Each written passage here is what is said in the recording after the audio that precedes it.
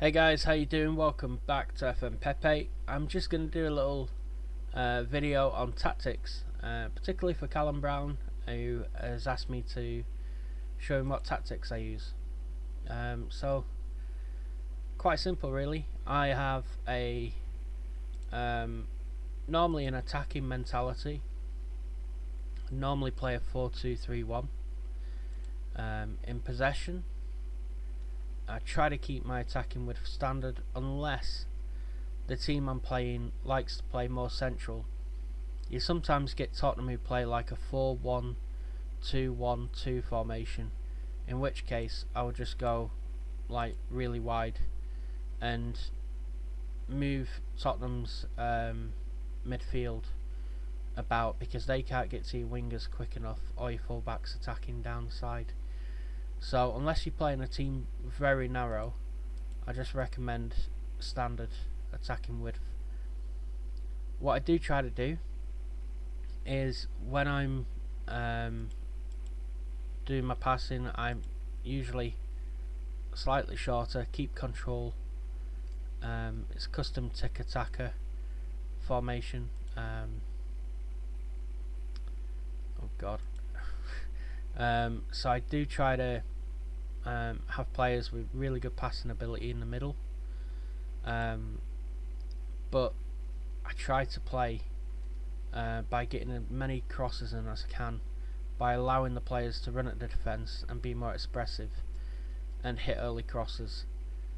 It's all about providing opportunities, providing the most for your strikers that you possibly can do. So I do try to play out of defence and maintain possession, and do focus play down the wide areas. And passing into space is basically allowing a ball over the top for your winger to run onto, which is something I also do. Crosses I always keep as mixed because it's then a combination of floated, whipped and low crosses. When we go into transition, again, distribute to the flanks. If your keeper is good at throwing, have it as throw it long. If he's not, take long kicks and distribute to the flanks. Quite often you'll find if you try to play out through the back and play short, you'll have the opposition team press you, and it can be a bit nerve-wracking when they start pressing you. So you want to, if you are playing out from the back here, then you want to roll it out. If you're not, then you want to try throw it long and distribute to the flanks, or kick it long. Now with Tika Taka, it's all about pressing, having that kind of Gagan style press where you're putting pressure on your opponent to lose the ball. So Pep Guardiola has this theory that his team gets 6 seconds to win the ball back when they lose possession. He did it at Barcelona and Munich, and he's doing it at City now. And one of the reasons he's a bit frustrated at the moment with Man City is they're not turning the ball over as much as they should do. So you really want them to counter press, and when possession's been won, counter attack. Now, if you're winning in a game and say it's 2-1 and you've got 10 minutes left to play, got to regroup, tell the players to come back, and you can just leave it at counter rather than hold shape when possession's been won, because you do want players to be able to offer an option for a pass, but definitely change to regroup. Give yourself the best possible chance of seeing the game out. Now, out of possession, there's 2 things you can do here. If your defenders are slow, have a lower defensive line. If you think they've got the pace to handle it, or the opposition doesn't have the pace in their attacking line, then you can play much higher. And particularly with Gegenpress, you can actually crowd the third quarter of a pitch when the opposition have the ball, by having a much lower line of engagement and much higher defensive line. I tend to press much higher, and that way teams who are trying to play out from the back find it difficult, and mistakes are made, and your strikers and your wingers typically can capitalise on that. I do try to tell my players to stay on the feet. If they do get stuck in, it does mean more work. You see the intensity bar there? It will drop off a little bit, so the condition of the players kind of degrades slower. But if you're telling them to get stuck in and give you maximum effort, by getting stuck in, they're also going to make more aggressive tackles.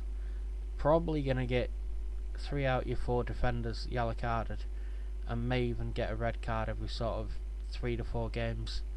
So tell them to stay on the feet, and just instruct them to make tackles, but don't lunge in. I always use tighter marking. You don't want your opponents to have a world of space, and I always use the offside trap as well, and try to prevent the goalkeeper from distributing. So you see, with this higher line, the goalkeeper,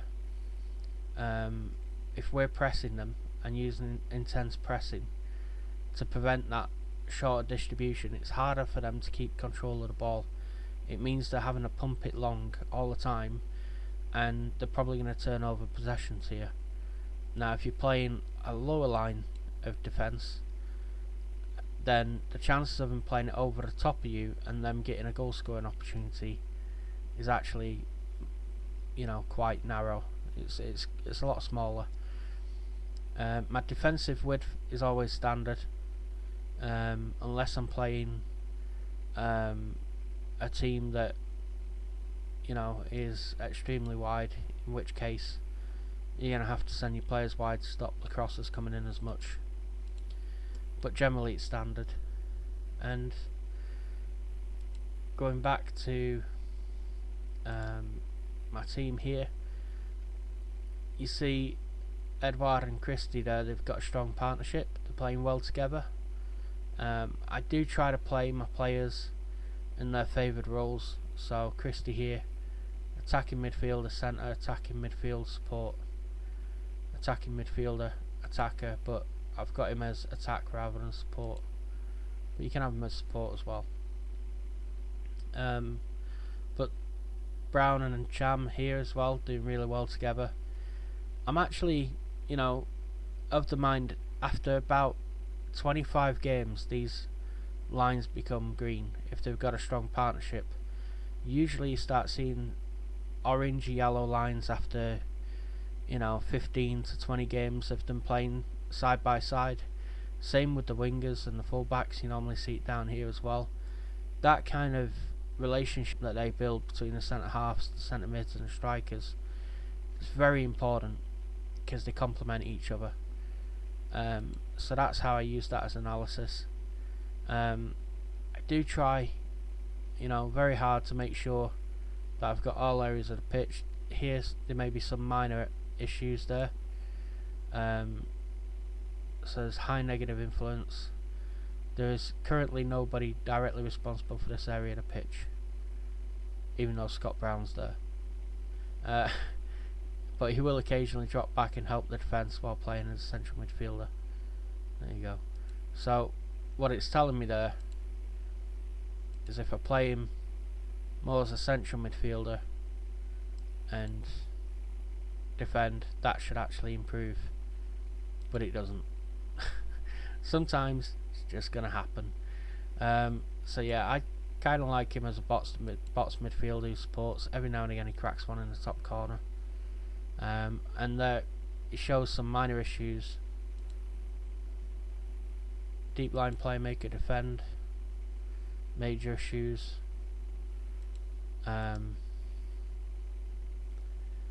So if I just put Callum McGregor there, some minor issues.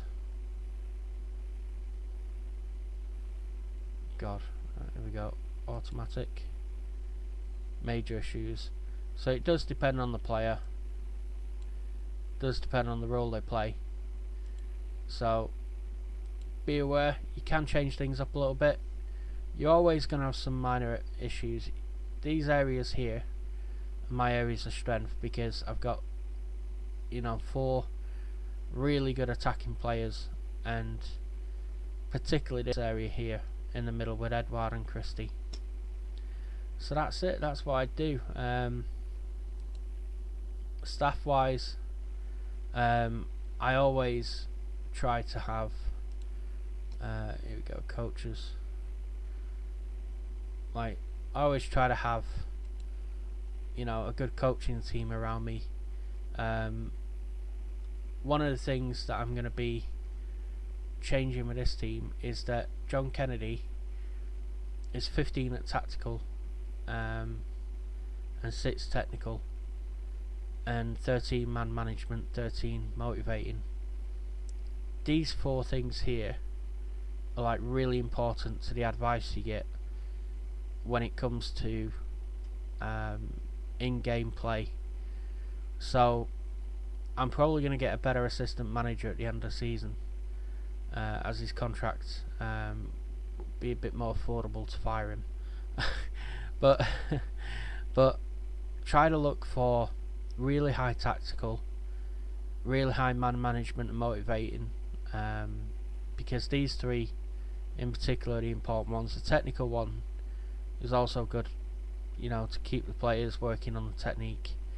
But generally, tactical, motivating, and man management, they'll give you better advice. And when you have